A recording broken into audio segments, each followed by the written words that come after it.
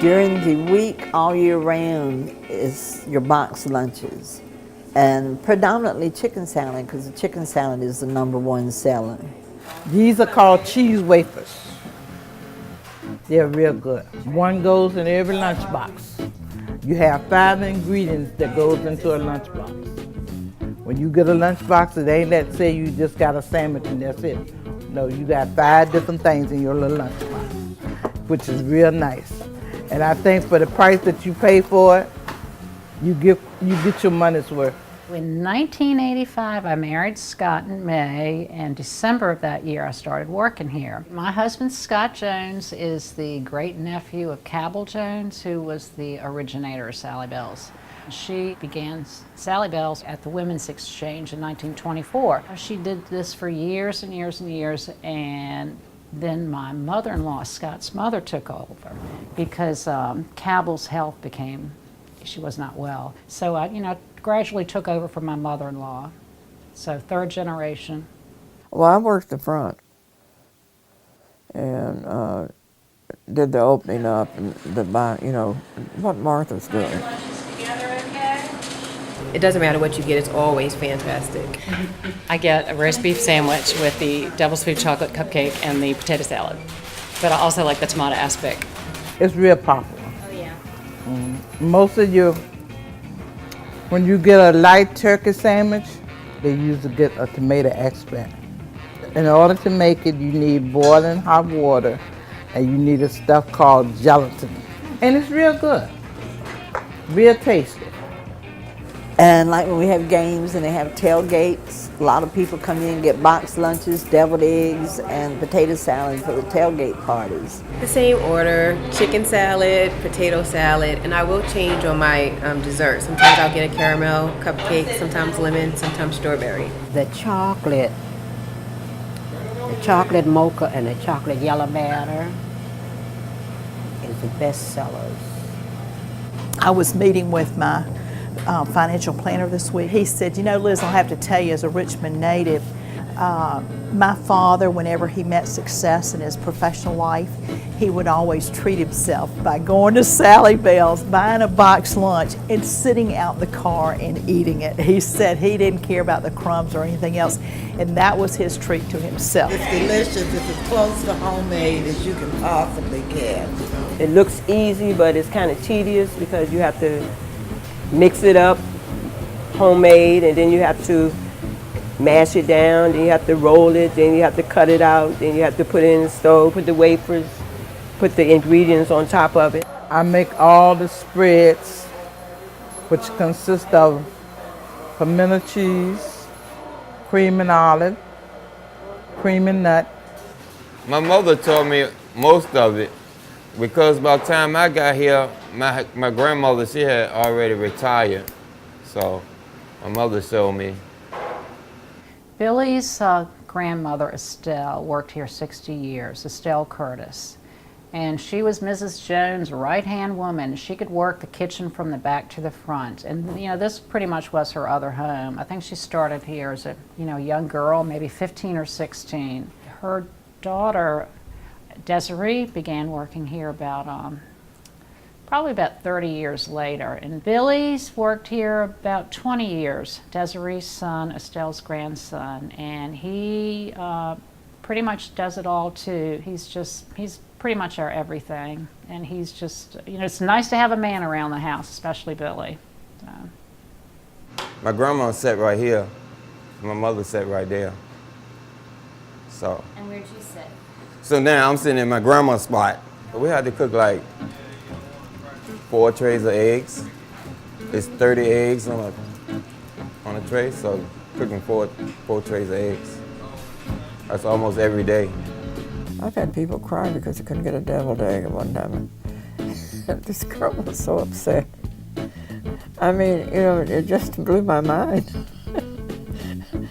over a deviled egg. Everything here is homemade, even the mayonnaise. The mayonnaise is homemade. You can tell if you put the oil in there too fast because it'll get that like splashy water sound. Like, yeah, have a certain sound to it. I guess if you be here like a certain amount of years, you can tell the difference in the sound. See, it's getting lighter. It's all done. The potato salad is #1, especially during the holidays. It's potato salad. Yes, almost Christmas. I really look forward to it. And my whole family be asking me sometimes, but being that I work here, sometimes it gets tiresome. So they're like, who can make potato salad? And I'm like, oh, I wonder who can make potato salad. Martha's husband, Scott Jones, he made this little pushing thing, something like a Vegematic. Now we're making like 40-something bowls. One Christmas we made 60 bowls, 60 of these bowls. You see those big potato salad bowls? Yeah. They make that stuff, and it's delicious. They asked me, do you dream of potatoes? I was like, not yet. Christmas Eve is going to be a knockout. I mean, busy all day long, and they will come to the door in the mornings maybe about 7:30 or 8 o'clock and stand in line that long. I'm gonna wait an hour here for the potato salad. I have the #1 ticket. I was here 5:45, 6:27. Good for you. It reminds me of my grandmother's, and it's just really good. So it's worth the wait, and nobody wants to make it. Potato salad, macaroni salad, and cupcakes. Same thing everybody else comes for. We came Saturday and got 10 pounds of potato salad, and we're back again this morning. We'll probably get another 5 or 6. Since my mother died, I can't make her potato salad, so this is the next best thing. Since I'm just pickup and I'm in the express lane, you can have my ticket. That's what they said. I've already got an order in there. I'm just here to pick it up. Okay, thank you. And if they lied to me, we'll argue later. All right? She had 26 and 7. She's 27. Richmonders love tradition. It started out with the cupcakes. I was pregnant with my sons. I would come over every day and get a cupcake.